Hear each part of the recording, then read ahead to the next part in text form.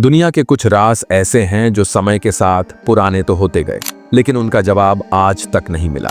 कभी एक ऐसी किताब जो एक अजीबो-गरीब भाषा में लिखी गई, जो आज तक किसी को समझ नहीं आई, और कभी ऐसे पत्थर जो इंसान की समझ से परे हैं। तो सवाल ये है, क्या ये सब सिर्फ इतिहास की गलतियां हैं, या फिर एक ऐसा सच जिसे इंसान समझने के लिए तैयार ही नहीं?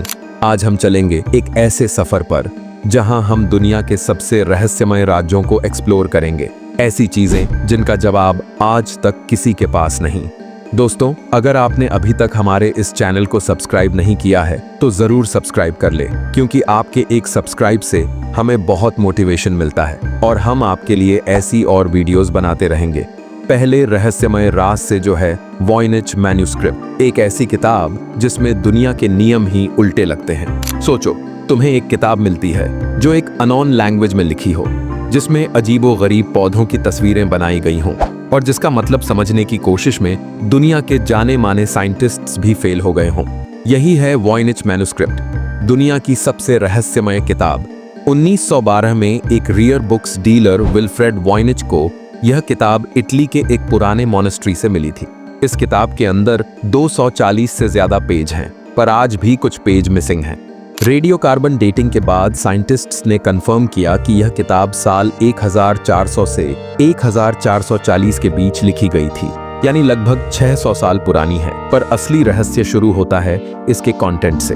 आखिर किताब के अंदर क्या है, आइए जानते हैं। हर पेज पर एक अननोन स्क्रिप्ट लिखा हुआ है। यह लैंग्वेज दुनिया के किसी भी कल्चर, किसी भी सिविलाइजेशन से मैच नहीं करती। इसमें ऐसे सिंबल्स और अल्फाबेट्स हैं जो इंसान ने कभी पहले नहीं देखे, और तस्वीरें कुछ अजीब और अनोखे पौधों की बनाई गई हैं, जो रियलिटी में कहीं मौजूद ही नहीं। कुछ पेज पर एस्ट्रोलॉजिकल डायग्राम्स हैं, ऐसे स्टार्स और गैलेक्सीज जो मिडिवल यूरोप के लोग जानते ही नहीं थे।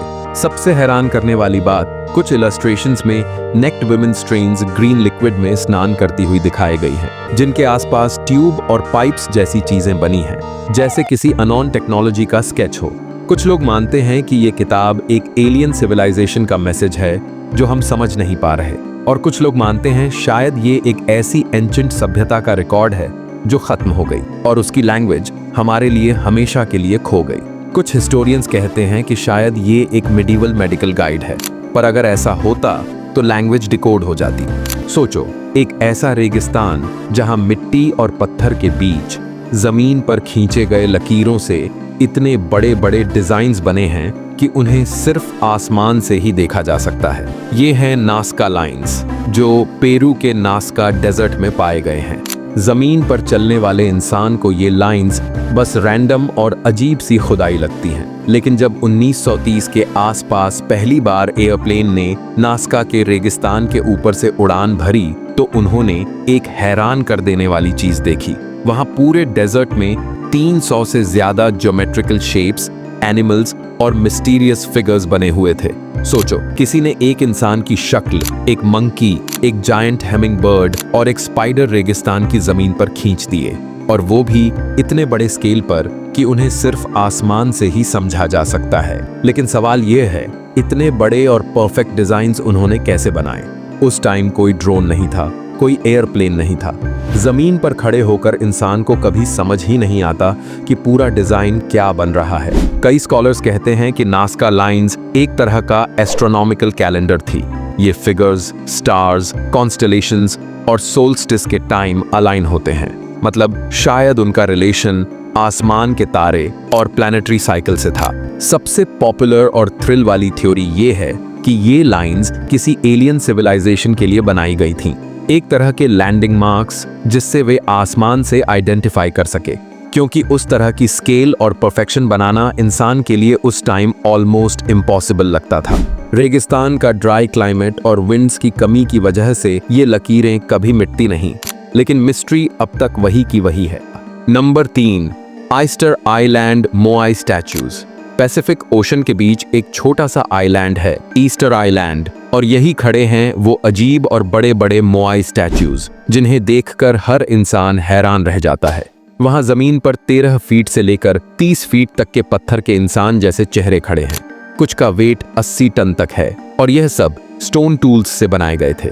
मतलब ना कोई मशीन, ना आयरन, सिर्फ प्रिमिटिव टूल्स। सबसे बड़ी दिक्कत यह है कि इतने बड़े पत्थर काट कर उन्हें माउंटेन के क्वेरी से लेकर किलोमीटरों दूर तक कैसे ले जाए गए। वहां के लोकल्स कहते हैं कि स्टैच्यूज चलकर अपने आप जगह तक गए। ये बात सुनने में अजीब लगती है, लेकिन इसी वजह से मोआई स्टैच्यूज और भी ज्यादा मिस्टीरियस हो जाते हैं। कुछ आर्कियोलॉजिस्ट्स कहते हैं कि शायद वे लोग रोप्स और वुडन लॉक्स से खींच कर लाए होंगे, लेकिन प्रैक्टिकल एक्सपेरिमेंट्स करने के बाद भी आज के मॉडर्न लोग इन्हें मूव करने में स्ट्रगल करते हैं।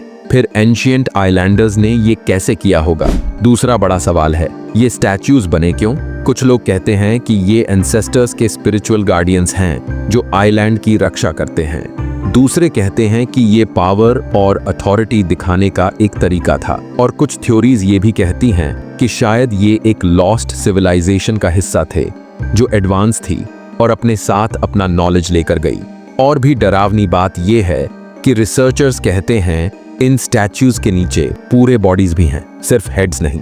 जमीन के अंदर दबे हुए बड़े टॉर्सो पार्ट्स भी मिलते हैं, जो बताते हैं कि स्टैच्यूज असल में इंसान के पूरे शरीर का रिप्रेजेंटेशन थे।